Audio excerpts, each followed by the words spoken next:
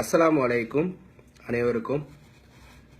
நேற்று திரு மோடி அவர்கள் 500 1000 ரூபாய் நோட்டு செல்லாது அப்படின்னு சொல்லி நைட்டு 12 மணிக்கு அறிவிச்சிருக்கிறாங்க. பொதுவாகவே 500 ரூபாய் 1000 ரூபாய் நோட்டை பயன்படுத்தக்கூடியவங்க அதிகமானவங்க யாரு அப்படின்னு நம்ம கவனிக்கும் போது நேற்று நிறைய பேர் பார்த்திருப்பாங்க. லைவ்ல நியூஸ் 7 தொலைக்காட்சி முதல் புதிய தலைமுறை தந்தி எல்லாருமே பஸ் ஸ்டாண்டு, அதுக்கப்புறமா ரயில்வே ஸ்டேஷனு, சாதாரண பொதுமக்கள் எப்படி ஏடிஎம்ல கியூல நின்னாங்க அப்படின்றத நாம பார்க்க முடிஞ்சிச்சு. அப்போ நம்மளுக்கு நல்லாவே தெரியுது, 500 1000 ரூபாய் புழங்கக்கூடியவங்க அன்றாடம் செலவுக்கு செய்யக்கூடியவங்க தானே தவிர பணக்காரங்க கிடையாது. நேற்று அம்பானியும் அதானியும் ரோட்ல நிக்கல.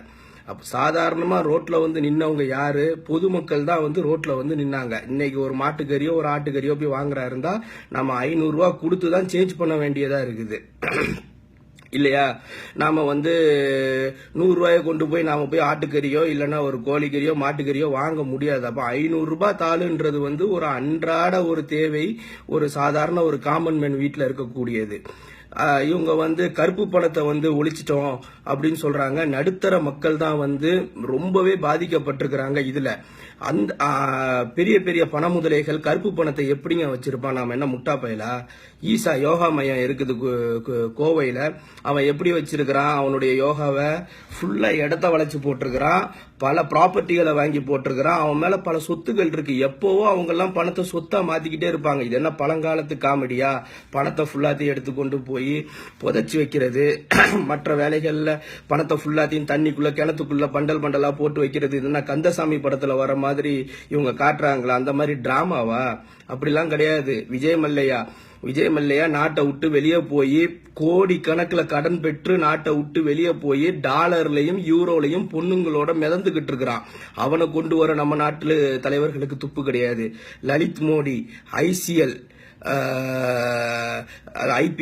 ஐபிஎல்ல அந்த அளவுக்கு அவன் ஊழல் செஞ்சு இந்த நாட்டை விட்டு அவனும் வெளியேறி தேடப்படும் குற்றவாளியில இருக்கிறான். அவனுக்கு அவனுடைய மனைவி அவங்கள பாக்குறதுக்கு சுஷ்மா ஸ்வராஜ் அவங்க நாடு விட்டு நாடுலாம் அவங்களுக்கு சேர்ந்து உதவி செய்யறாங்க. அதெல்லாம் அவனை கொண்டு அவங்க கிட்ட இருக்கக்கூடிய கருப்பு பணத்தை புடுங்க தெரியல. எல்லாருமே ப்ராப்பர்ட்டியா மாத்திருப்பாங்க. கொடநாடு எடுத்துக்கிடுங்க. ஜெயலலிதா அம்மா கொடநாட்டுல போய் தங்குறாங்களா? அந்த கொடநாடு மாளிகை எப்படி இருக்குன்னு தெரியாது. இன்னும் பல பேர் பல விதமான போட்டோக்கள் போட்டுக்கிட்டு இருக்கிறாங்க. இதுதான் கொடநாடு அப்படின்றாங்க, இதுதான் மாளிகை அப்படின்றாங்க. எவங்க பணத்தை பண்டல் பண்டலா கட்டி வச்சிருப்பாங்க? கந்தசாமி படத்துல வர மாதிரி எவனோ அப்படி வச்சிருக்க மாட்டான். எல்லாருமே ப்ராப்பர்ட்டி வாங்கி நல்லபடியா அவங்க சொத்தை தீர்க்கமா சேர்த்து வச்சிருப்பாங்க. இது வரைக்கும் இந்தியா ரிசர்வ் பேங்க் ஒரு லிஸ்ட் கொடுக்குது. இந்த லிஸ்ட் மூலமா இத்தனை கோடி ரூபாய் இவங்க எல்லாருமே திரும்ப தர வேண்டியது இருக்குது, இதை பெற்று தரணும் அப்படின்னு சொல்லி கொடுக்கும்போது அந்த கடனை எல்லாமே உங்களால வாங்கி தர முடிஞ்சிச்சா? அந்த கடனை உங்களால பண முதலைகள் கிட்ட இருந்து புடுங்க முடியல. நீங்க ரோட்ல நின்று 500 ரூபாய் 1000 ரூபாய்க்கு நேத்து மக்களை திண்டாட வச்சிருக்கிறீங்க. இதுல நேத்து ஆர்ஜே பாலாஜி சமஜி சூப்பர் ஜி அப்படின்னு சொல்லி மோடிஜிக்கு பாராட்டு மழை பொழியிறாரு. ஒரு எளிமையான பிரதமர்னா எப்படிங்க? ஒரு 500 ரூபாய் நோட்டை 1000 ரூபாய் நோட்டை பிச்சைக்காரன் படத்தை பார்த்து நம்ம பிரதமர் செய்தார் அப்படின்னு சொன்னாங்கன்னா எதுக்கு 2000 ரூபாய் நோட்டு? அப்ப எளிமையான முறையில கருப்பு பணத்தை மீண்டும் பதுக்கலாம் அப்படின்றதோடைய முயற்சி தான் 2000 ரூபாய் நோட்டின் அறிமுகமா நம்ம பார்க்கக்கூடியது. மேலும்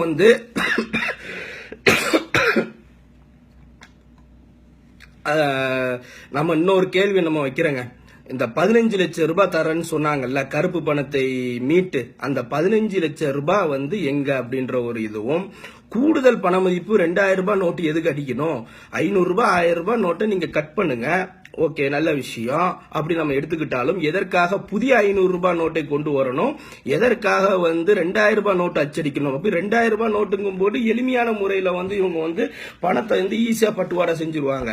நம்மளுடைய கேள்வி என்னன்னா, பணத்தை எல்லாருமே சொத்தாக்கிட்டாங்க. சொத்தாக்கி பில்டிங்கை வாங்கி போட்டாங்க. அந்த பில்டிங்கை வாங்கி போட்டதெல்லாம் எப்படி இவங்க மீட்க போறாங்க அப்படின்றதும் நம்மளுடைய முதல் கேள்வியாகவும் நம்ம ஸ்ட்ராங்கா வைப்போம். அதுக்கப்புறமா நம்ம மோடி அவர்களுடைய சாதாரண மேக்கப் செலவு அப்படின்னு நீங்க கவனிச்சீங்கன்னா பல கோடி ரூபா. மேக்கப் செலவே பல கோடி ரூபா, பல முறை வெளிநாட்டுக்கு போயிட்டு வந்து ஏர்போர்ட் செலவுலாம் எக்கச்சக்க கோடி. இது எல்லாத்துக்குமே வந்து ஒரு விடையே இல்லாம இருக்கு. இதற்கு இடையில மேலும் வந்து பொருளாதாரத்தை வீழ்ச்சி அடைகிறதுக்கு தான் இந்த செயல்பாடுகளை வந்து நாம வந்து ஏத்துக்கவே முடியாது. முதல்ல கேரளா தான் வந்து இதை வந்து கண்டனம் தெரிவிச்சிருக்காங்க. கேரளா அரசு, மற்ற தமிழ்நாடு மற்ற அரசு வந்து இது வரைக்கும் யாருமே எதுவுமே பேசல. இவங்கெல்லாம் ஏன் பேசாம இருக்காங்கன்னு தெரியல. வெளிநாட்டில் இருக்கக்கூடிய கருப்பு பணங்களை கொண்டு வர முயற்சி அப்படின்னு சொல்லிட்டு இருக்கக்கூடிய நாட்டில் சாதாரண நடுத்தர மக்களுக்கு இவங்க கொடுத்திருக்கக்கூடிய இந்த வழின்றது வந்து ரொம்ப மிகப்பெரிய ஒரு வேதனை. நேற்று இரவு மட்டுமே எத்தனை பேர் பகையாளியானாங்கன்னு தெரியல. 8 மணிக்கு 5000 ரூபாய் கொடுத்து சரக்கு எடுக்க கொடுத்தவன் 9 மணிக்கு இந்த செய்தியை பார்த்துட்டு இந்த 5000 ரூபாய் திரும்ப பிடிக்குது, நாளையிலேருந்து செல்லாது அப்படின்னு சொன்னா எல்லாமே வந்து சின்ன சின்ன மார்க்கெட்ல உள்ள ஒர்க் பண்றவங்க ரொம்பவே கஷ்டப்பட்டுக்கூடிய ஒரு நிலைமை தான் நம்ம பார்க்க முடிஞ்சிச்சு.